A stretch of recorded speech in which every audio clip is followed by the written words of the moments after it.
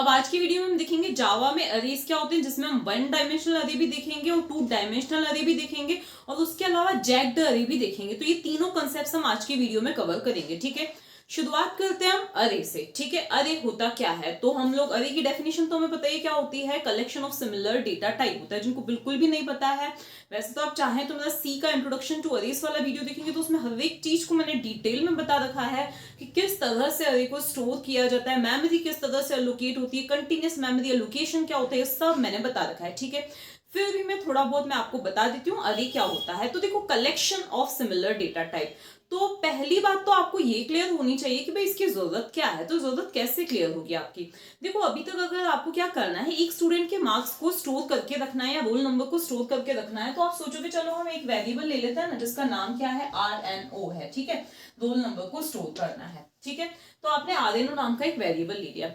यही अगर हमें दो स्टूडेंट्स के रोल नंबर को स्टोर करना है, तो आप सोचोगे चलो हम दो वेरिएबल्स ले लेते हैं, RNO1 और RNO2 ले लेते हैं। अब अगर यही हमें जरूरत पड़ती है कि हमें 5 स्टूडेंट्स के रोल नंबर को स्टोर करना है या किसी भी चीज को स्टोर करना है, तो आप क्या सोचोगे, चलो हम 5 वेरिएबल्स ले लेते हैं ना, इंट m1, चलो ये RNO बड़ा लग रहा है तो हम इस तरह से 5 ले लेते हैं, इंट r1, r2, r3। इसी तरह से हम 5 वेरिएबल्स को क्या कर देते हैं, डिक्लेयर कर देते हैं। ठीक है, लेकिन देखो यहां तक भी आपको इजी लगेगा, लेकिन जैसे जैसे आपकी जो साइज है वो बढ़ती जा रही है, मतलब यहाँ पे 5 थे वहां तक फाइन, 100 स्टूडेंट्स के रोल नंबर को या 100 स्टूडेंट्स के मार्क्स को आपको स्टोर करके रखना है, तो आपको 100 वेरिएबल्स क्या करने पड़ेंगे, डिक्लेयर करने पड़ेंगे। दूसरी चीज, उनका नाम याद रखना, उनको हर जगह टाइप करना, ये भी कितना बड़ा हेडेक हो जाएगा। चाहे आपको यूजर से इनपुट लेना है या आपको आउटपुट प्रिंट करना है, एक हेडेक हो जाएगा। ठीक है, तो अब क्यों ना कुछ ऐसा तरीका हो कि हम क्या कर सकें, मिनिमम वेरिएबल्स का यूज करके, देखो स्पेस तो उतना ही लगेगा, लेकिन हम मिनिमम हेडेक, मिनिमम कॉम्प्लिकेशन से हम क्या कर सके, 100 स्टूडेंट्स के, 1000 स्टूडेंट्स की जो भी डिटेल्स हैं, चाहे वो रोल नंबर हो या मार्क्स हो या कुछ भी, हम क्या कर सके, उनको स्टोर करके रख सकें। ठीक है, तो ऐसी ही प्रॉब्लम को सॉल्व करने के लिए क्या आते हैं, अरे आते हैं, जिनको क्या बोला जाता है, collection of similar data type बोला जाता है। दूसरी चीज आपको जो ध्यान रखनी है वो ये है कि जावा में एक अरेज क्लास भी होती है जो कलेक्शन का पार्ट होती है, तो वो एक अलग चीज है और हमारा ये जो अरे है वो अलग चीज है। तो उस अरेज क्लास को हम बाद में पढ़ेंगे, अभी हम सिंपल अरे को पढ़ रहे हैं। ठीक है ना, तो अब देखो जैसे कि हमने देखा collection of similar data type, अब ये सब हमने क्या बोला, इसका मतलब क्या होता है। देखो अगर हमारी जो प्रॉब्लम थी, हमें रोल नंबर्स को स्टोर करना है, तो हमें पता था कि जो रोल नंबर का डेटा टाइप है वो इंटीजर ही है, मतलब इसमें रोल नंबर कभी पॉइंट में नहीं आते, नहीं कोई स्ट्रिंग होती है उनमें। ठीक है, नहीं ABCD होते हैं, तो हमें पता है कि वो क्या है, इंटीजर्स ही है। ठीक है, तो हमें उसी प्रॉब्लम को सॉल्व करने के लिए एक अरे करके कंसेप्ट आया कि हम इस एक जैसे डेटा को एक जगह पे क्या कर सकते हैं, स्टोर कर सकते हैं। एक ऐसा नया डेटा टाइप लेके, डिराइव्ड डेटा टाइप लेके हम उस चीज को क्या कर सकते हैं, स्टोर कर सकते हैं। अब वो चाहे 10 स्टूडेंट्स की डिटेल हो, रोल नंबर हो, या चाहे 1000 स्टूडेंट्स के रोल नंबर हो, हम स्टोर कर सकते हैं। ठीक है, इसी तरह से अगर आपको जरूरत पड़ी कि मुझे परसेंटेज को स्टोर करना है और वो भी 1000 स्टूडेंट्स के परसेंटेज को क्या करना है, स्टोर करना है, तो आपको पता है कि परसेंटेज का डेटा टाइप क्या होता है, फ्लोट होता है, क्योंकि उसमें पॉइंट वाले नंबर भी आते हैं, डबल होता है। ठीक है, क्योंकि उसमें पॉइंट वाले नंबर्स भी आते हैं। ठीक है, तो हम क्या कर सकते हैं, एक फ्लोट्स का अरे बना सकते हैं। अगर हमें रोल नंबर को स्टोर करना है, रोल नंबर्स को स्टोर करना है, तो हम रोल नंबर्स का एक अरे बना सकते हैं। ठीक है ना, तो इसीलिए हमने क्या बोला, collection of similar data type, क्योंकि हमें पता है कि हम क्या करने वाले, एक ही जैसा उसमें डेटा स्टोर करने वाले हैं। ठीक है, तो अरे में हम एक ही जैसा डेटा स्टोर कर सकते हैं। बाद में हम जो दूसरे कलेक्शंस देखेंगे तो उसमें आपको पता चलेगा कि हम अलग अलग टाइप का डेटा भी स्टोर कर सकते हैं, लेकिन फिलहाल की हमारी प्रॉब्लम अरे ने सॉल्व कर दी, जिसमें हम क्या कर सकते हैं, एक ही जैसे डेटा को अरे के अंदर स्टोर कर सकते हैं। ठीक है, तो बात ये आती है भैया अब हम ये अरे कैसे लें, भैया हमें इंटीजर लेना था, तो हमने इस तरह से डिक्लेयर कर दिया, इस R1 को भी मेमोरी मिल जाएगी, R2 को भी मिल जाएगी, R3 को भी मेमोरी मिल जाएगी, R5 को भी मेमोरी एलोकेट हो जाएगी। अब हम अरे को डिक्लेयर कैसे करें, तो हम आते हैं अरे के डिक्लेरेशन पे। ठीक है, तो हम यहाँ पर क्या लिखेंगे, जब हमें अरे को डिक्लेयर करना है तो हम उसके लिए पहले देते हैं डेटा टाइप, भी किस तरह का डेटा आपको स्टोर करना है। तो हमें ऐसा फील हुआ कि हमें इंटीजर्स को स्टोर करना है, हमें होल नंबर्स को स्टोर करना है, हम बात कर रहे हैं रोल नंबर्स को स्टोर करना चाहते हैं। ठीक है, तो हमें इंटीजर्स को क्या करना है, स्टोर करना है। ठीक है, अब क्योंकि हम ढेर सारे रोल नंबर्स को या ढेर सारे इंटीजर्स को स्टोर करना चाहते हैं, तो फिलहाल के लिए हम लेते हैं कि हमें 5 इंटीजर्स को क्या करना है, स्टोर करना है। ठीक है, तो हम क्या करेंगे, कुछ इस तरह से लेंगे। इंट पहले हमने बता दिया, उसके बाद हम यहाँ पे देखो दो अलग अलग तरीके होते हैं, दोनों मैं आपको बताऊंगी। या चलो फिलहाल हमारे माइंड में ये चीज क्लियर नहीं है कि हमें कितने रोल नंबर्स को स्टोर करना है, ठीक है। हमने ओनली क्या दे दिया, RNO दे दिया। अब आपको लगेगा कि फिर डिफरेंस क्या है नॉर्मल इंटीजर और अरे में। तो अब आपको to differentiate between a normal variable and array आपको क्या यूज करने पड़ेंगे, स्क्वायर ब्रैकेट्स यूज करने पड़ेंगे। कहाँ लगाए अब हम स्क्वायर ब्रैकेट्स, तो हमारे जो स्क्वायर ब्रैकेट्स हैं हम यहाँ भी लगा सकते हैं, या हम चाहें तो देखो हम कुछ इस तरह से भी क्या कर सकते हैं, अरे को डिक्लेयर कर सकते हैं, ठीक है। तो स्क्वायर ब्रैकेट्स लगाने का मतलब क्या है कि हम क्या कर रहे हैं, रोल नंबर जो है किसी अरे को पॉइंट करेगा। अब ये मैंने डिक्लेयर किया है कि roll number is going to be an array, roll number क्या करने वाला है, एक अरे को पॉइंट करने वाला है, ओके। जब हम मेमोरी क्रिएट, जब हम ऑब्जेक्ट क्रिएट करना सीखेंगे तो आपका ये वाला कंसेप्ट भी क्या हो जाएगा, क्लियर हो जाएगा। ये सिर्फ हमने डिक्लेयर किया है। अब बात ये आती है कि मेमोरी कब एलोकेट होगी, कैसे मेमोरी एलोकेट होगी, ठीक है। तो उसके लिए हमें क्या करना पड़ेगा, देखो यहां तक आपने डिक्लेयर कर दिया। अब आपको नेक्स्ट स्टेटमेंट में आप इस वे को या इस वे को, दोनों में से किसी भी एक वे को चूज कर सकते हो। और फिर अब देखो सपोज आपने इस तरह से डिक्लेयर कर दिया है, अब आप नेक्स्ट लाइन में क्या लिखोगे, RNO is equals to a memory allocate करने के लिए जावा में क्या यूज होता है, न्यू ऑपरेटर का यूज होता है, ठीक है। प्रिमिटिव डेटा टाइप्स की बात हम नहीं कर रहे, उसमें हमने कहीं भी न्यू का यूज नहीं किया था, ठीक है। यहां पर हमें न्यू का यूज करना पड़ेगा जिससे मेमोरी एलोकेट होगी। कितनी मेमोरी एलोकेट करनी है हमें, देखो हमें 5 रोल नंबर्स को स्टोर करना है, ठीक है, 5 रोल नंबर्स को। और वो पांचों ही क्या है, इंटीजर्स हैं। तो हम यहाँ पे क्या लिखेंगे, इंट लिखेंगे, ठीक है। और यहाँ पर स्क्वायर ब्रैकेट के अंदर हम क्या दे देंगे, साइज दे देंगे। साइज का मतलब ये नहीं कि हमें 5 बाइट्स चाहिए, हम बोल रहे हैं हमें 5 इंटीजर्स जितनी क्या चाहिए, मेमोरी चाहिए। हमने क्या चाहिए, न्यू से मेमोरी एलोकेट होगी, कितनी एलोकेट होगी, 5 इंटीजर्स जितनी मेमोरी एलोकेट होगी। और वो मेमोरी क्या होगी, कंटिन्यूअस होगी। कैसे एलोकेट होगी, यहां तक हमने सिर्फ बताया कि RNO जो है वो किसी अरे को पॉइंट करने वाला है, ठीक है, इतना हमने बता दिया, या ऐसे या ऐसे, ठीक है। इस स्टेटमेंट के बाद क्या होगी, 5 इंटीजर्स जितनी जहां पर भी मेमोरी होगी, 5 इंटीजर्स मतलब 5 into 4 मतलब कि 20 बाइट्स जहां पर भी कंटिन्यूअसली फ्री होंगी वो हमें मिल जाएंगी, ठीक है। और 20 बाइट्स तो मैं आपको यहाँ पे बना के नहीं बता रही हूँ, लेकिन हाँ मैं इतना आपको बता सकती हूँ कि देखो 5 इंटीजर्स जितनी, ठीक है। तो हमें कुछ इस तरह से ये क्या हो गई है, मेमोरी एलोकेट हो गई है। ये है हमारी first location, second, third, fourth and fifth location. हर एक जो लोकेशन है, हर एक जो लोकेशन है उसकी साइज क्या है, 4 बाइट्स है। हर एक लोकेशन की साइज क्या है, 4 बाइट्स है। क्यों, क्योंकि हमने क्या बताया, हमें इंटीजर, एक लोकेशन में हमें इंटीजर स्टोर करना है, ठीक है। तो हमें ऐसी ही 5 लोकेशंस चाहिए, ये हमने यहाँ पे बताया। तो हमें ऐसी ही 5 लोकेशंस क्या हो चुकी हैं, एलोकेट हो चुकी हैं, ठीक है। तो ये यहाँ पर हम हमारा पहला वेरिएबल स्टोर कर सकते हैं, यहाँ पे दूसरा, तीसरा, चौथा, पांचवा, ऐसे करके हम 5 वेरिएबल्स, यहाँ पे 5 इंटीजर्स हम यहाँ पे क्या कर सकते हैं, स्टोर कर सकते हैं। तो ये हुआ आपका यहाँ तक का कंसेप्ट, ठीक है। तो यहाँ तक हुआ क्या है, पहले आपने इस स्टेटमेंट का यूज करके ये बताया कि हमें RNO जो है किसी अरे को पॉइंट करने जा रहा है, करेगा, ठीक है। यहाँ पर आकर ये मेमोरी एलोकेट हुई। इस मेमोरी का जो भी एड्रेस था ये इंटरनली हुआ है, इस मेमोरी का जो भी एड्रेस है वो RNO में असाइन हो गया, मतलब कि RNO इसको जाके क्या करने लग गया है, पॉइंट करने लग गया है। इस स्टेटमेंट को आपको ध्यान से समझना है। हमें न्यू से मेमोरी एलोकेट होगी, कितनी एलोकेट होगी, 5 इंटीजर्स जितनी होगी, तो 1 2 3 4 5, अब टोटली 20 बाइट्स। इतनी डिटेल में आपको जाने की जरूरत नहीं है, ओनली इतना याद रखना है, ठीक है। यही अगर मैंने बोल दिया होता, 6 बोल दिया होता, तो यही डायग्राम थोड़ा सा कुछ इस तरह से बन जाता, ओके।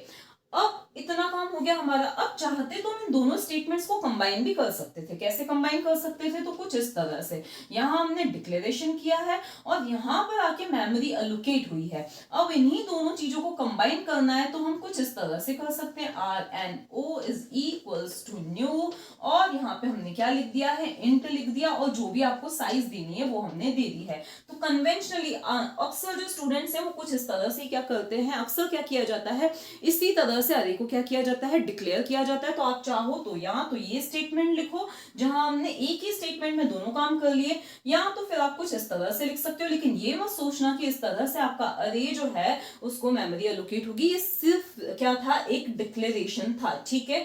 तो ये आप कर सकते हो, ठीक है। इसके बाद बात ये आती है कि अब देखो, जब हमें, अगर हम नॉर्मली इस तरह से वेरिएबल्स डिक्लेयर करते हैं तो हमें अगर रोल नंबर में R1 में कोई वैल्यू असाइन करनी है तो हम दे देते हैं R1 is equals to 20, R2 is equals equals to 30। अब बात ये आती है कि इनको फिर कैसे एक्सेस करेंगे हम, तो आपको पहले ध्यान रखना है कि इनके क्या होते हैं, इंडाइसेस होते हैं। क्या होते हैं, इंडाइसेस होते हैं, ठीक है। सपोज ये हमारी 5 ही है, तो ये है 0th लोकेशन, ये है फर्स्ट, ये है सेकंड, ये है थर्ड और ये फोर्थ है, ठीक है। मतलब जो आपको 5 ब्लॉक्स मिले थे ना इंटीजर्स के, उनके एक तरह से आप यूं समझ सकते हो कि उनको एक्सेस करने के लिए उनके क्या है, इंडाइसेस हैं। जैसे कि पेजेस में आप क्या करते हो, बुक में क्या होता है, पेज नंबर होता है, तो जस्ट लाइक दैट ये क्या है, इनके इंडाइसेस है, इनकी हेल्प से आप इनको एक्सेस कर सकते हो। स्टार्टिंग कहां से होती है, इंडेक्सिंग की 0 से होती है, देन 1, देन 2, देन 3, देन 4, इतना काम हमारा हो गया। इसके बाद में अब बात आती है इनको एक्सेस कैसे करें। ये तो चलो इंडेक्स तो हमें पता चल गया, तो इनको एक्सेस कैसे किया जाए। तो जैसे अरे का मतलब ही क्या होता है, सबस्क्रिप्ट का यूज किया जाता है, स्क्वायर ब्रैकेट का यूज किया जाता है। अब अगर मुझे इस लोकेशन को एक्सेस करना है तो मैं यहाँ पे क्या लिखूंगी, RNO और फिर 0, मतलब RNO की 0th लोकेशन की मैं क्या कर रही हूँ, बात कर रही हूँ। मुझे इसके अंदर कुछ असाइन करनी है वैल्यू, तो मैं कुछ इस तरह से दे दूंगी। तो इसका मतलब क्या है कि RNO की 0th लोकेशन पे क्या आ जाएगा, 12 आ जाएगा। अगर मुझे इस वाली लोकेशन को एक्सेस करना है तो मैं क्या बोल दूंगी, RNO और फिर फर्स्ट लोकेशन, इसके अंदर मुझे जो भी वैल्यू असाइन करनी है वो मैं असाइन कर सकती हूँ। इसी तरह से मुझे इस लोकेशन को एक्सेस करना है तो मैं यहाँ क्या लिख दूंगी, RNO लिख दूंगी, फिर लोकेशन, फिर यहाँ पे जो मुझे वैल्यू असाइन करनी है वो मैं असाइन कर दूंगी। तो ये स्क्वायर ब्रैकेट के अंदर हमें इंडेक्स देना है, उसकी हेल्प से हम चाहें तो वैल्यू को प्रिंट करवा सकते हैं या कुछ हम उसमें असाइन करना चाहें तो हम असाइन कर सकते हैं, ठीक है। अब आपको लगेगा मतलब हमें इतनी बार, अगर 100 स्टूडेंट्स है मतलब 100 बार ये स्टेटमेंट लिखना ही पड़ेगा, तो फिर मतलब क्या रहा आगे लेने का। तो हम ऐसा नहीं करेंगे, हम लूप्स का यूज करेंगे ताकि हम इनमें क्या कर सके, वैल्यू स्टोर कर सके या उनको प्रिंट करवा सके। लेकिन उससे पहले एक और चीज कि हम अरे को इनिशियलाइज कैसे कर सकते हैं। इनिशियलाइज का मतलब आपको क्लियर होना चाहिए कि जैसे ही हम डिक्लेयर कर रहे हैं वैसे ही उसमें वैल्यू असाइन कर देना, ठीक है। वो क्या होता है, इनिशियलाइजेशन। मान लिया हमने कुछ इस तरह से लिखा है, कैसे लिखा है, मैंने दिया है इंट, फिर मैंने दिया है, आप चाहे तो स्क्वायर ब्रैकेट्स यहां लगा सकते हो, फिर मैंने दिया है ए, और फिर यहां पर मैंने डायरेक्टली ही क्या कर दिया है, कुछ ऐसे लिख दिया 1 2 3 7, इस तरह से मैंने क्या कर दिया है, लिख दिया है। तो क्या मेमोरी एलोकेट होगी, होगी तो कितनी होगी। तो अब हम समझते हैं इस कंसेप्ट को। देखो यहाँ पे हमने न्यू का यूज तो किया नहीं है, तो कोई बात नहीं, हमने यहाँ न्यू का यूज नहीं भी किया तो भी मेमोरी एलोकेट होगी। क्यों, क्योंकि हमने राइट हैंड साइड में बता दिया है कि हमें क्या क्या स्टोर करना है, ठीक है। मतलब यहीं पे क्लियर हो जाता है कि हमें कितनी मेमोरी की जरूरत है। इस तरह से हमें अभी बताने की जरूरत है ही नहीं, ठीक है। तो राइट हैंड साइड में हमने बता दिया है कि हमें 1 2, देखो इंट से हमने डेटा टाइप बता दिया, ठीक है। और फिर हमें कितने इंटीजर्स हम दे रहे हैं, 1 2 3 4, ये 4 इंटीजर्स हम दे रहे हैं। इसका मतलब ये 4 इंटीजर्स जितनी मेमोरी एलोकेट हो गई, ये 0, ये 1, ये 2 और ये 3, इसको आके पॉइंट करेगा ए, और इनमें इनिशियलाइजेशन मतलब जैसे हमने डिक्लेयर किया वैल्यू दे दी है, तो यहां आ जाएगा 1, यहां आ जाएगा 2, यहां आ जाएगा 3, यहां आ जाएगा 7। अब अगर आप लेंथ की हेल्प से, यहाँ पे अब लेंथ का भी हम यूज करेंगे, लेंथ की हेल्प से आप अगर चाहो तो इसकी लेंथ भी चेक कर सकते हो। अभी हम लेंथ का यूज बाद में करेंगे, ठीक है।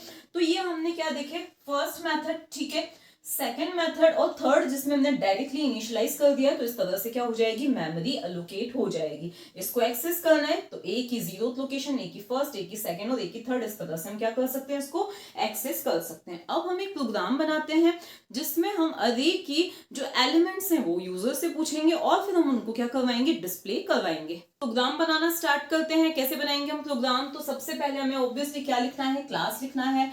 क्लास का आपको जो भी नाम देना है, सपोज हमने दे दिया मार्क्स, इस क्लास का नाम दे दिया है, ठीक है। ये क्लास की स्टार्टिंग की, यहाँ पर अगर मैं लिख रही हूँ पब्लिक PSVM, तो आपको समझ जाना है कि मैं पब्लिक स्टैटिक वॉइड मेन लिख रही हूँ। फिर भी आपको पूरा प्रोग्राम देखना है तो एंड तक वीडियो देखिए, तो आपको ये पूरा जो है प्रोग्राम टाइप किया हुआ मिल जाएगा, ठीक है। तो इतना हमने लिख लिया। इसके बाद में अब हम क्या करें, इसकी भी स्टार्टिंग करते हैं। तो अब हाँ, एक और चीज हमें लेनी है जो कि क्या करना है, इंपोर्ट करवाना है। क्या इंपोर्ट करवाना है, java.util.star या .scanner, इसको हमें क्या करवाना है, इंपोर्ट करवाना है, ठीक है। क्यों करवाना है ये मैं ऑलरेडी आपको बता चुकी हूँ, क्योंकि हम स्कैनर क्लास का यूज करने वाले हैं कीबोर्ड से इनपुट लेने के लिए, ठीक है। अब हमें क्या करना है, सबसे पहले हमें साइज जो है, सबसे पहले हम एक काम करते हैं, एक अरे डिक्लेयर कर देते हैं, ओके। तो यहाँ पर हमने क्या किया है, एक अरे डिक्लेयर किया है। तो यहाँ पे हमने ले दिया इंट यहाँ पर मैंने दे दिया m नाम का अरे दिया है। अब b स्क्वायर ब्रैकेट आप यहाँ लगाओ या यहाँ लगाओ, इट्स अप टू यू, ठीक है। और मैंने यहीं पे इसको मेमोरी भी एलोकेट करवा दी है, तो न्यू और यहाँ लिख दिया मैंने इंट। अब मैंने यहाँ पे दे दिया है 5, ठीक है। अभी मैं यूजर से नहीं पूछ रही हूँ कि उसको कितने एलिमेंट्स प्रिंट करवाने हैं, ठीक है ना। अभी मैं यूजर से नहीं पूछ रही हूँ, ओके। हम सिस्टम पे देखेंगे जिसमें हम यूजर से पूछेंगे, ओके। तो इतना काम हमारा हो गया। यहाँ तक होने से होगा क्या कि इस अरे को कुछ इस तरह से मेमोरी एलोकेट हो जाएगी, ठीक है। ये 5 लोकेशंस क्या हो गई, एलोकेट हो गई। और हर एक लोकेशन में एक इंटीजर आ सकता है, रह सकता है, बैठ सकता है, ठीक है। इतना काम हो गया हमारा। अब हम चाहते हैं कि इस अरे के जो मार्क्स हैं, इस अरे के जो एलिमेंट्स हैं, वो यूजर ही एंटर करे, ठीक है। इतना तो आपको पता है कि आपको स्कैनर क्लास का यूज करना पड़ेगा। तो यहाँ पे हमने लिख दिया स्कैनर और यहाँ लिख दिया मैंने sc is equals to new और फिर दे दिया मैंने स्कैनर। क्या दे दिया है, स्कैनर। और यहाँ देना पड़ेगा मुझे सिस्टम डॉट इन, तो यहाँ मैंने लिख दिया सिस्टम डॉट इन लिख दिया, ठीक है। इतना काम हमारा हो गया। इसके बाद अब हमें क्या करना चाहिए, यूजर से इनपुट लेना है। तो नॉर्मली क्या लिखते हैं, लाइक मुझे आई के अंदर कुछ स्टोर करना है तो मैं क्या लिखूंगी, int I is equals to sc dot next int लिखूंगी, ठीक है, क्योंकि मुझे इंटीजर ही चाहिए। लेकिन यहाँ पर मुझे टोटल 5 एलिमेंट्स चाहिए, 5 बार यूजर से पूछना है। तो क्या मैं 5 बार कुछ इस तरह से लिखूं, नहीं, उससे बेटर क्यों ना मैं लूप यूज कर लूं। तो अब हम यहाँ पे यूज करते हैं एक लूप का। देखो अब ये लूप कहाँ से कहाँ तक चलेगा। यहाँ पे मैंने दिया इंट आई 0 से स्टार्ट होगा, क्यों, क्योंकि अरे की इंडेक्सिंग 0 से हुई है, ठीक है, स्टार्ट हुई तो 0 से स्टार्ट होगा। कहां तक चलेगा, तो आप लेस देन 4 लिख लो या लेस देन 5 लिख लो या फिर लेस देन और इक्वल टू 4 लिख लो, ताकि वो टोटल 5 बार चल सके, ठीक है। तो मैं यहाँ पे लिख देती हूँ i इज लेस देन 5 लिख दिया, ठीक है। यहाँ पे मैंने ये 5 दिया, यहाँ पे भी 5 दे दिया। लेकिन ऐसा बिल्कुल भी जरूरी नहीं, यहाँ पे आपने 5 दिया है तो 5 ही बार लेना है। आप अरे कुछ ज्यादा बड़ा डिक्लेयर पहले कर सकते हो, मतलब मेमोरी पहले ज्यादा ले सकते हो, फिर जितनी आप यूज करना चाहो वो चीज मैं आपको सिस्टम पे बताऊंगी, उतनी आप कर सकते हो, ठीक है। इसके बाद में अब हम क्या करें, ये हमारा काम हो गया। इसके बाद में अब हमें यूजर से एलिमेंट्स पूछने हैं और यहाँ पे स्टोर करते जाना है। पहला जो एलिमेंट दे यूजर, उसको m की 0th लोकेशन पे स्टोर करना है, फिर m की फर्स्ट पे, सेकंड पे, थर्ड पे और फोर्थ पे, इस तरह से हमें स्टोर करना है।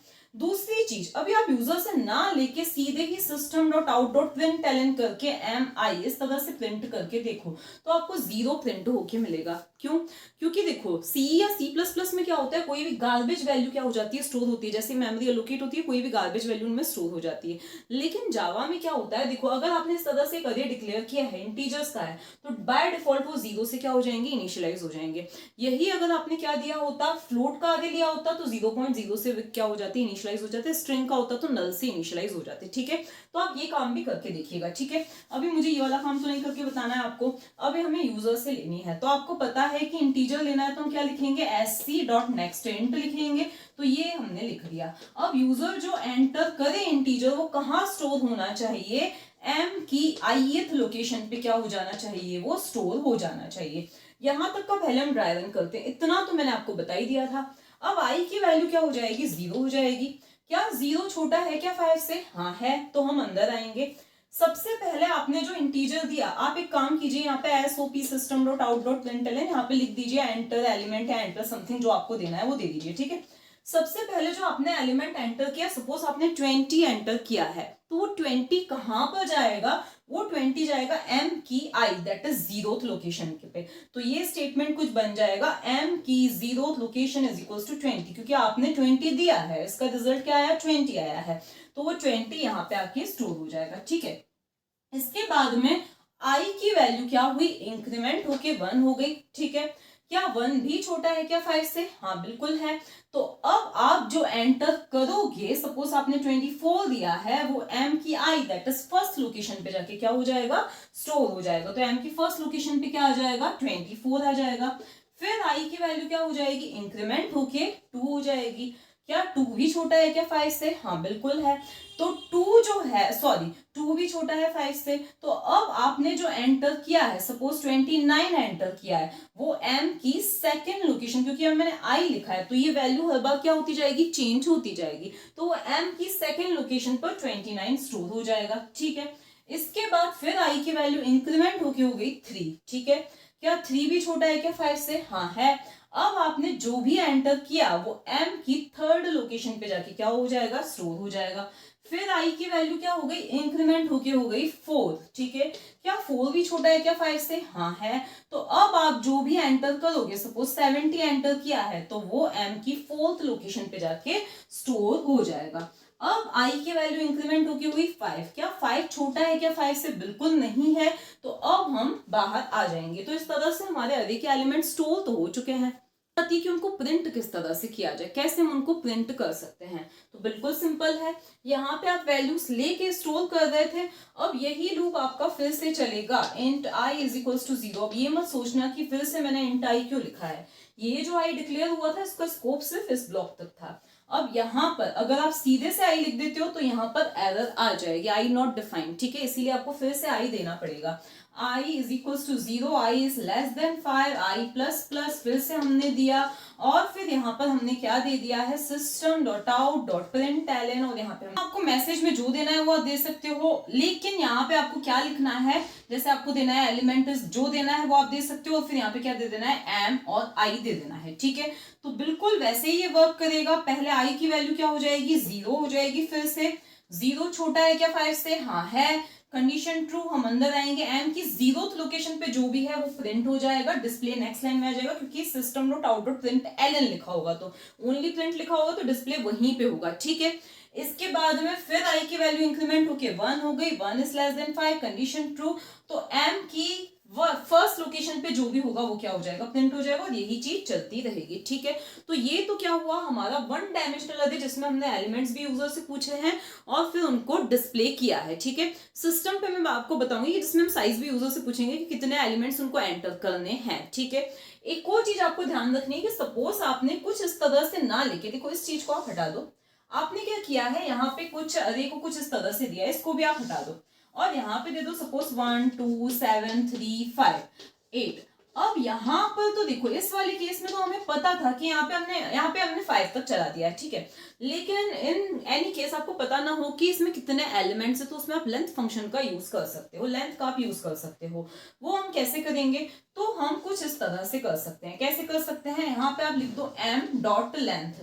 तो इसका मतलब क्या है कि जितनी इसकी साइज होगी, जितनी उसको मेमोरी एलोकेट हुई होगी, जितनी लोकेशंस, जितनी बाइट्स की बात नहीं हो रही, जितनी लोकेशंस, जितनी मेमोरी एलोकेट हुई होगी, ये वो चीज ये क्या करेगा? लेंथ रिटर्न करेगा। अभी इसको कितनी लोकेशंस, जितनी मेमोरी मिली है? 1 2 3 4 5 6। यहाँ 0 से काउंट करते टाइम 0 से स्टार्ट नहीं करना है। 5 इंटीजर्स जितनी मेमोरी मिली है, ठीक है, सॉरी 6 दी है, तो 6 इंटीजर्स जितनी मेमोरी मिली है, तो यहाँ पर m की लेंथ क्या है? 6 है, तो यहाँ पर क्या आ जाएगा? 6 आ जाएगा। तो ये i लेस देन 6 तक ये वाला क्या चलेगा? लूप चलेगा, ठीक है। अब इन कुछ छोटी मोटी चीजों को मैं आपको सिस्टम पर भी बताऊंगी। अब हम देखते हैं 2 डायमेंशनल अरे। अब 2 डायमेंशनल अरे का नाम से आपको समझ में आ रहा है। देखो जब आपका जो डायमेंशन एक ही डायरेक्शन में आपका अरे ग्रो कर रहा था वो था 1 डायमेंशनल अरे था, ठीक है। आपको रोल नंबर्स ही देने हैं, मार्क्स ही देने हैं, तो आपको 1 डायमेंशनल अरे की जरूरत है। लेकिन अगर आपको मैट्राइसिस के फॉर्म में डेटा को स्टोर करना है, आपने मैट्राइसिस नाम सुना है ना, 3x3 का मैट्रिक्स। इसका मतलब क्या होता है? 3 रोस होती हैं, 1 2 3, और 3 ही कॉलम्स होते हैं, ठीक है, कुछ इस तरह से होता है।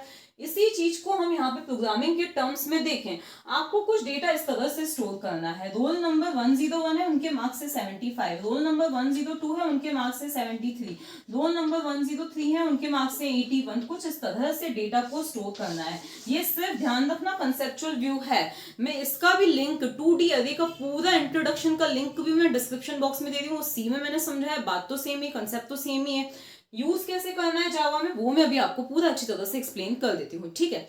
तो ये कुछ इस तरह से डेटा को स्टोर करना है। तो आप यहाँ पे नोटिस कर सकते हो ये 3 रोस हैं और 2 कॉलम्स हैं, मतलब इसके डायमेंशंस कुछ इस तरह से 3 रोस एंड 2 कॉलम्स हैं। तो यहाँ पे आप नोट करो, अगर हम बात करें ये 0th रो है, ये फर्स्ट रो है, ये सेकेंड रो है। अगर हम बात करें 0th रो की, हम 0th रो पे आ गए, ठीक है। तो यहाँ पे हमें खुद ही एक और क्या मिल रहा है? अरे मिल रहा है, मतलब 0th अरे के अंदर भी क्या है? एक अरे है। यहाँ फर्स्ट रो के अंदर भी क्या है, एक अरे है, यहाँ सेकंड रो के अंदर भी क्या है, एक अरे है, ठीक है। तो इसी चीज को क्या बोला जाता है, 2 डायमेंशनल अरे बोला जाता है, ठीक है। तो यहाँ हम क्या बोल सकते हैं, 3 रोस है और 2 कॉलम्स है, मतलब इन 3 रोस के अंदर भी क्या है, अरेस हैं, ठीक है। वो क्या है, जिनमें 2-2 एलिमेंट्स हैं, ठीक है। इस वाले अरे में भी 2 एलिमेंट्स, इसमें भी, इसमें भी, ठीक है। तो अब इस टाइप के अरे को अगर हमें डिक्लेयर करना है तो हम कैसे करें, तो देखो एक जो पहला वाला मेथड मैंने बताया था कि डिक्लेरेशन अलग, मेमोरी अलग से एलोकेट करवानी है, तो वो हम कुछ इस तरह से दे सकते हैं। मैं कुछ इस तरह से दे सकती हूँ, जैसे इंटीजर्स ही स्टोर करने हैं आप, यहाँ पर अब आपको 2 बारी क्या लगाने हैं, सबस्क्रिप्ट स्क्वायर ब्रैकेट्स लगाने हैं, ओपनिंग क्लोजिंग, ठीक है, जो कि ये बता रहा है कि 2D अरे है। सपोज यहाँ पे मैंने DET दे दिया फॉर डिटेल्स, ओके, नाम दिया है, नाम आप कुछ भी दे सकते हो, ऐसे हम कर सकते हैं। या आप चाहो तो कुछ इस तरह से भी कर सकते हो, यहाँ पे दे दो DET और यहाँ पर ये 2 जो है स्क्वायर ब्रैकेट्स लगा दिए, ठीक है। तो यहाँ तक सिर्फ क्या हुआ है, डिक्लेरेशन हुआ है। अब मेमोरी एलोकेट करवानी है, तो हम मेमोरी कैसे एलोकेट करवाए, तो पहले मैं सिंपल वाला 2D अरे बता रही हूँ, फिर मैं जैक्ड 2D अरे बताऊंगी, ठीक है। यहाँ पे मतलब जैक्ड अरे बताऊंगी। अब अगर हम चाहें तो कुछ ऐसे भी लिख सकते हैं, यहाँ पे हमने लिखा इंट DET, डिटेल्स नाम का मेरा अरे है, यहाँ पर ये कुछ इस तरह से दे दिया मैंने, और फिर लिख दिया मैंने न्यू, और यहाँ पे लिखा इंट, और यहाँ पे साइज, अब मुझे 3x2 का अरे क्रिएट करना है, तो यहाँ मैंने दे दिया 3, और यहाँ पे मैंने क्या दे दिया है, 2 दे दिया है, ठीक है। इतना काम हमारा हो गया। इसका मतलब हमें कितनी मेमोरी मिलेगी, पहले ये देखो, 3 into 2 is 6 इंटीजर्स जितनी हमें मेमोरी मिल जाएगी। अब ये सिर्फ कंसेप्चुअल डायग्राम है, रियली जो मेमोरी एक्चुअली एलोकेट होगी वो कंटिन्यूअसली कुछ इस तरह से ही होती है। 3 into 2 6, मतलब 1 2 3 4 5 6 हो गए, ठीक है। एक्सेस करना है, इनका नाम क्या है, ठीक है। तो यहाँ आप ध्यान दो, यहाँ पे आपको क्या ध्यान देना है, पहले आप लॉजिकली सोचो कितनी है, पहले हम इसकी यहाँ पे मैपिंग करते हैं तो आपको समझ में आ जाएगा। पहले पूरी 0th रो को क्या हो जाएगी, मेमोरी एलोकेट हो जाएगी 0th रो को। 0th रो के अंदर ये 0th कॉलम है, 0th रो के अंदर ये फर्स्ट कॉलम है, तो पहली जो मेमोरी एलोकेट होगी वो क्या होगी, पहला जो होगा ये क्या होगा, 0 0, तो इसको हम 0 0 नाम दिया है इसका। मतलब इसको अगर मुझे एक्सेस करना है, इसका नाम चलो मैं ओनली D दे देती हूँ, ठीक है। इस लोकेशन को एक्सेस करना है तो मैं कैसे एक्सेस करूंगी, कुछ ऐसे, D अरे की 0 रो में 0th कॉलम की मैं बात कर रही हूँ, ठीक है। और जो वैल्यू असाइन करनी है वो मैं कर सकती हूँ, ठीक है। अब इसके बाद जो मेमोरी है वो कौन सी है, 0th रो के फर्स्ट कॉलम की, तो 0th रो फर्स्ट कॉलम। फिर हम आ जाते हैं फर्स्ट रो पे, तो फर्स्ट रो का 0th कॉलम, फर्स्ट रो का फर्स्ट कॉलम। फिर आ जाते हैं हम सेकंड रो पे, सेकंड रो का 0th कॉलम, थर्ड रो का सेकंड रो का फर्स्ट कॉलम। तो अगर आपको ऐसे देखो, एक्चुअली मेमोरी कुछ इस तरह से एलोकेट होती है, लेकिन आप पहले कंसेप्चुअल डायग्राम बना ले। अगर बात हो रही है 2/3 की, 2/3 की बात हो रही है, तो आपका कंसेप्चुअल डायग्राम कुछ ऐसा बनेगा, ये 2 रोस है और उसके अंदर 3 कॉलम से 1 2 3 1 2 3, ये 0th फर्स्ट और ये सेकंड। अब अगर आपको इसको 1D में कन्वर्ट करना है तो पहले 0 0, फिर 0 1, फिर 0 2, फिर 1 0, फिर 1 1, फिर 1 2, इस तरह से आपका क्या बन जाएगा, डायग्राम बन जाएगा, ओके। आपको लगता है कि इसकी भी जो वैल्यू से हमें यूजर से ही पूछनी है, देखो इस तरह से आपका अरे डिक्लेयर हो गया, ये तो मैंने पहले ही बना दिया था। अब हम इसको क्या करते हैं, इन सभी चीजों को यहाँ से रब कर देते हैं, ठीक है। ये आपका अरे क्या हो चुका है, एलोकेट, उसको मेमोरी एलोकेट हो चुकी है। इस स्टेटमेंट के बाद इस तरह से मेमोरी एलोकेट हुई, ये है एक्चुअल डायग्राम, ये इसका कंसेप्चुअल डायग्राम है जिसको आपको समझना इजी रहेगा, इसीलिए ये मैंने बनाया है, ठीक है। इसको हम करते हैं कैंसिल, ठीक है। अब हमें यूजर से ही एलिमेंट्स पूछने हैं, तो आपको पता ही है कि यहाँ पे मैं स्कैनर का यूज करना पड़ेगा, तो यहाँ पे हमने दे दिया न्यू, फिर यहाँ मैंने दे दिया स्कैनर, और यहाँ पे दे दिया मैंने system.in, मैंने यहाँ पे दे दिया है, ठीक है। तो ये यहाँ पे दे दिया system.in, यहाँ पे दे दिया, ठीक है।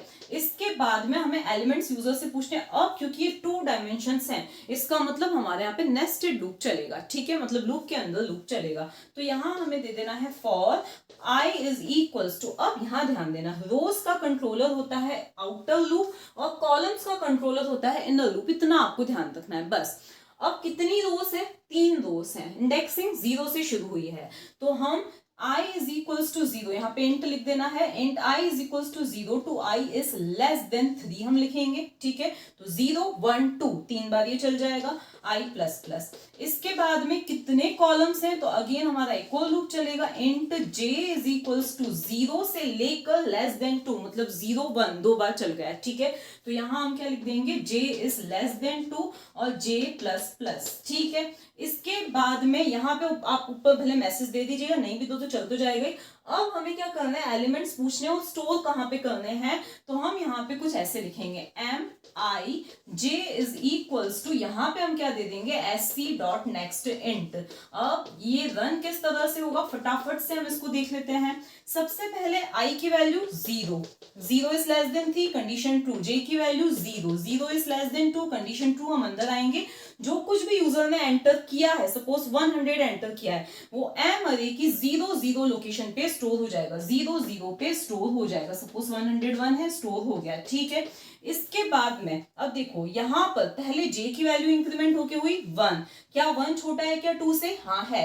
तो अब जो भी यूजर एलिमेंट देगा वो देखो आई जे मतलब 0 1 पे जाके स्टोर हो जाएगा, 0 1 पे जाके स्टोर हो गया, ओके। इसके बाद जे की वैल्यू इंक्रीमेंट होके हुई 2, लेकिन अब कंडीशन हो गई फॉल्स, तो हम बाहर आएंगे। यहां पर आई की वैल्यू क्या होगी, इंक्रीमेंट होके 1 हो गई, 1 is less than 3, condition true. अब हम यहाँ पे आएंगे, फिर से जे की वैल्यू क्या हो जाएगी, 0 हो जाएगी। क्या 0 छोटा है क्या 2 से, हाँ है। हम अंदर आएंगे, अब आई जे मतलब 1 0 पे जो आपने एलिमेंट दिया है, सपोज 102 दिया है, तो वो 1 0 पे क्या हो जाएगा, स्टोर हो जाएगा, ठीक है। इसके बाद में क्या हुआ है, जे की वैल्यू इंक्रीमेंट हुई, क्योंकि पहले ये लूप खत्म होगा फिर वो खत्म होगा, तो जे की वैल्यू हो गई 1। क्या 1 छोटा है क्या 2 से, हाँ है। तो अब हम अंदर आएंगे, जो भी एलिमेंट दिया है वो 1 1 लोकेशन पे स्टोर होगा। देखो आई जे मतलब 1 1 पे जाके स्टोर हो जाएगा। इसके बाद में जब जे की वैल्यू इंक्रीमेंट हुई तो कंडीशन क्या हो गई है, फॉल्स हो गई है, हम लूप से बाहर आए। अब आई की वैल्यू इंक्रीमेंट होके हुई 2, 2 is less than 3, condition true. हम अंदर आए, फिर से जे की वैल्यू क्या हो गई, 0, 0 is less than 2, condition true. अब यूजर जो भी देगा वो 2 0 पे जाके क्या होगा, स्टोर होगा। तो ये 2 0 पे स्टोर हो गया, ठीक है। इसके बाद में क्या हुआ है, फिर से हमारे जे की वैल्यू इंक्रीमेंट होके हुई 1। क्या 1 छोटा है क्या 2 से, हाँ है। तो अब जो भी यूजर देगा वो 2 1 पे जाके क्या हो जाएगा, स्टोर हो जाएगा, ठीक है। इसके बाद जे की वैल्यू इंक्रीमेंट हुई तो कंडीशन फॉल्स, अब आई की वैल्यू इंक्रीमेंट हुई तो कंडीशन फॉल्स। तो इस तरह से ये क्या हो गए हैं, इस अरे में जो कंटेंट्स हैं वो क्या हो गए हैं, स्टोर हो गए हैं, ठीक है। प्रिंट करवाना है तो यही चीजों को वापस से लिख के system dot out dot print L N M I J आपको लिख देना है। अब हम यहाँ पर देखो, हमने क्या बताया कि 3 रोस होंगे और 2 कॉलम्स होंगे, लेकिन मान लिया कि आपको ये फिक्स नहीं है कि हर एक रो में कितने कॉलम्स होने वाले हैं, ठीक है। तो उस केस में हम क्या कर सकते हैं, तो ध्यान देना, अगर हम यहां से इस चीज को हटा दें तो हमारी रोज तो फिक्स हो चुकी है कि कितनी होंगी, ठीक है। ये 0th है, ये फर्स्ट है, ये सेकंड है, ये तो हमारी फिक्स हो गई है। लेकिन हमारे जो कॉलम्स हैं वो फिक्स नहीं हुए हैं, तो उसके लिए अब हम क्या कंसेप्ट यूज कर सकते हैं। तो पहले आप इस लाइन को भी भले हटा दीजिए यहां से, ठीक है। अब हम कुछ इस तरह से दे सकते हैं, भाई अभी हमें मेमोरी तो एक्चुअली एलोकेट हुई नहीं है, ठीक है, कॉलम्स के लिए, तो अब हम क्या करें। तो अब हम कुछ इस तरह से कर सकते हैं, सपोज मुझे 0th जो रो है, मतलब ये वाला जो अरे है, ये वाली जो रो है, इसमें मुझे 2 कॉलम्स की जरूरत है। कितने कॉलम्स की, 2 कॉलम, क्या चलो एक ही कॉलम की जरूरत है। तो मैं कुछ ऐसे लिख सकती हूँ, देखो डी अरे की 0th रो के लिए मुझे मेमोरी एलोकेट करवानी है, तो न्यू दिया, ठीक है। कितनी मेमोरी एलोकेट करवानी है, तो मुझे सिर्फ एक इंटीजर जितनी मेमोरी एलोकेट करवानी है, ठीक है। तो नॉर्मली हम क्या लिख रहे थे, देखो हम यहाँ पे साइज दे रहे थे, यहाँ मैंने क्या बोला है कि डी अरे की 0th लोकेशन पे मुझे एक इंटीजर जितनी मेमोरी चाहिए, तो एक इंटीजर जितनी मेमोरी एलोकेट हो गई। फिर मैंने बोला डी अरे की फर्स्ट वाली लोकेशन के लिए मुझे 3 इंटीजर्स जितनी मेमोरी चाहिए, तो यहाँ पे मैं दे सकती हूँ इंट 3। तो अब ये जो फर्स्ट वाली रो है उसको 3 इंटीजर्स जितनी मेमोरी एलोकेट हो गई। अब मुझे लगता है कि जो डी अरे की मतलब इस डी 2D अरे की जो सेकंड वाली रो है उसको मुझे कितनी मेमोरी एलोकेट करवानी है, उसको मुझे 5 इंटीजर्स जितनी मेमोरी एलोकेट करवानी है। तो यहाँ पे मैं क्या दे दूंगी, 5 दे दूंगी, तो यहाँ पर इतनी मेमोरी कुछ इस तरह से एलोकेट हो जाएगी, ठीक है। अब बात ये आती है फिर हम लूप कैसे चलवाएं, प्रिंट करवाने के या स्कैन करवाने का। तो इसी के लिए हम लेंथ फंक्शन का क्या करेंगे, यूज करेंगे, जो कि मैं आपको बताती हूँ सिस्टम पर। अब सबसे पहले हम प्रोग्राम बनाते हैं 1D अरे का, ठीक है। इसमें हमें java.util.star ये तो लिखना ही पड़ेगा क्योंकि हमें यूजर से इनपुट लेना है, ठीक है। अब हम यहाँ पे लिखते हैं यहाँ पे हमें लिखना है स्कैनर, क्योंकि स्कैनर क्लास का हमें ऑब्जेक्ट बनाना है और उसको system.in से इनिशियलाइज करना है। तो यहाँ पे हमने लिख दिया system.in, यहाँ पे हमने लिख दिया ताकि कीबोर्ड से इनपुट आ सके। ओके, अब हम एक काम करते हैं, पहले यूजर से पूछ लेते हैं नंबर ऑफ एलिमेंट्स। तो यहाँ पे sc.nextInt हमने यहाँ पे लिख देना है। तो यहाँ पे नंबर ऑफ एलिमेंट्स यूजर क्या कर सकेंगे, एंटर कर सकें, ठीक है। इसके बाद में हमें एक अरे डिक्लेयर करना है जो किस टाइप का होना चाहिए, फ्लोट टाइप का होना चाहिए। ओके, क्योंकि मैंने आपको बोर्ड पे तो बता दिया था इंटीजर टाइप का, अब यहाँ पे हम फ्लोट अरे ले रहे हैं ताकि हम परसेंटेज एंटर करवा सकें। यहाँ हमने साइज में n दिया है, फिक्स एक 5 6 नहीं दिया है, जो यूजर बोले उतनी ही अरे की साइज हो, ठीक है। तो उतनी ही बार हमारा फोर लूप चलेगा। तो i is equals to 0 to i is less than N i plus plus हमने लिख दिया।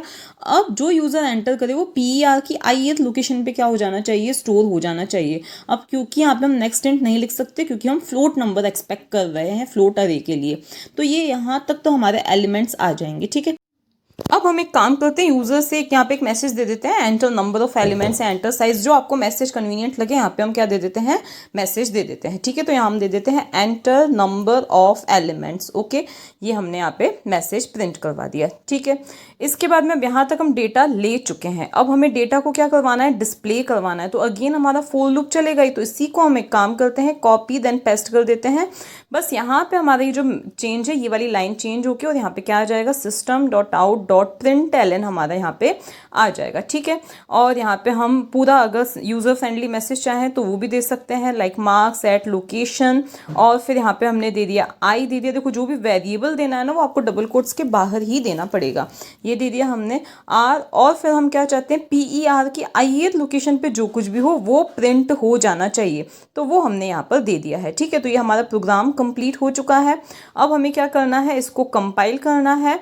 अब यहाँ पे ऑलरेडी एक इंस्टेंस चल रहा था तो इसको हम रन एंड कर देते हैं। अब हमें क्या करना है, इसको कंपाइल और रन करते हैं। तो देखो नंबर ऑफ एलिमेंट्स पहले हमसे पूछे, हम जो भी देना है 6 दे दिए, तो अब हमें 6 टाइम्स क्या देने पड़ेंगे, ये फ्लोट में फ्लोट डेटा टाइप देना पड़ेगा। आप इंटीजर भी दोगे तो वो फ्लोट में क्या हो जाएगा, कन्वर्ट हो जाएगा। तो इस तरह से हमने डेटा दिया और यही डेटा फिर हमारे सामने क्या हो जाएगा, डिस्प्ले हो जाएगा, जैसे हम करना चाहते थे उस तरीके से, ठीक है।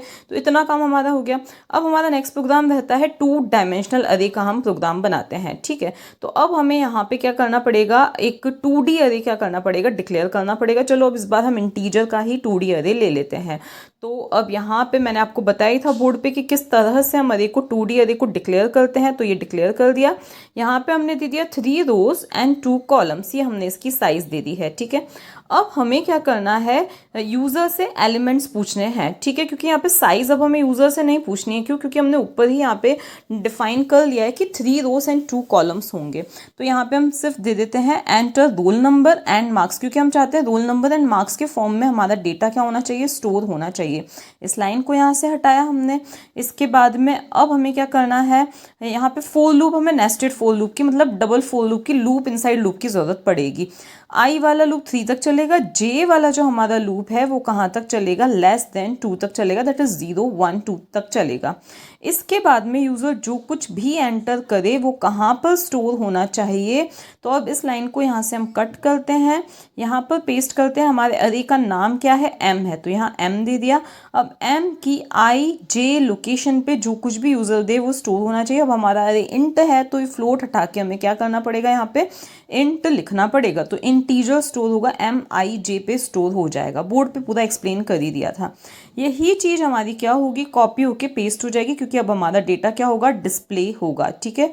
गलती से मैंने कंट्रोल सी कर दिया था, अब यहाँ पे सॉरी कंट्रोल भी कर दिया था।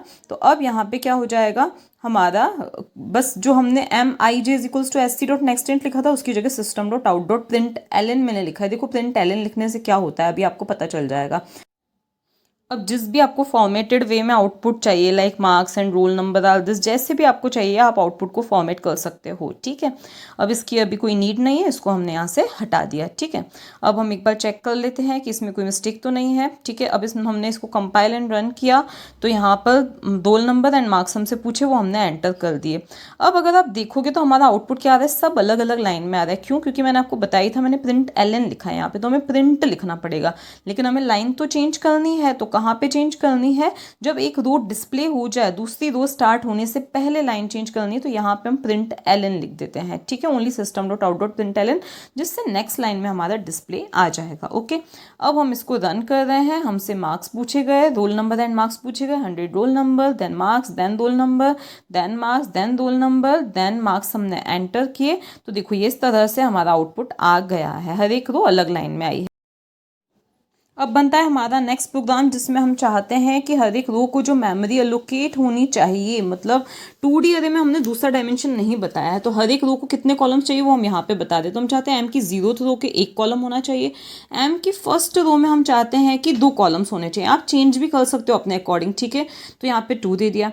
एम की सेकेंड रो में कितने कॉलम्स होने चाहिए, तो यहाँ पे हमने लिख दिया न्यू एंट, और यहाँ पे मैंने क्या लिख दिया है, 3 लिख दिया है, आपको जैसा चाहिए आप यहाँ पे दे सकते हो, ठीक है।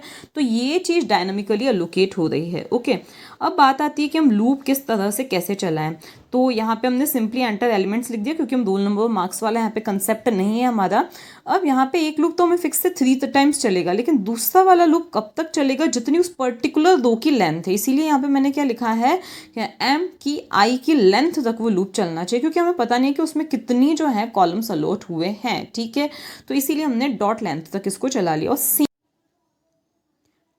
अब हम यहाँ पे क्या करते हैं, इस लाइन को एंटर एलिमेंट्स वाली इस लाइन को यहाँ से हटा के यहाँ पे डाल देते हैं, ठीक है, ताकि यूज़र को पता चले कि हम पर्टिकुलर कौन सी रो के लिए एंट्रीज करवा रहे हैं, ठीक है।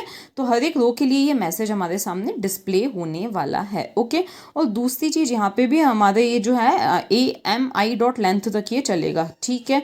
तो ये चीज़ जैसे हमने ऊपर लूप में लिखा है वैसे ही हम यहाँ पर भी लिख देंगे। अब हम इसको रन करके देखते हैं, तो हमसे रो 0 के लिए पूछे गए, तो हमें 1 की एंट्री करनी है, तो 1 के लिए हमें 2 एंट्रीज करनी है, फिर 2 के लिए हमें 3 एंट्रीज हमें करनी है। तो देखो ये आउटपुट कुछ इस तरह से आ चुका है। ओके।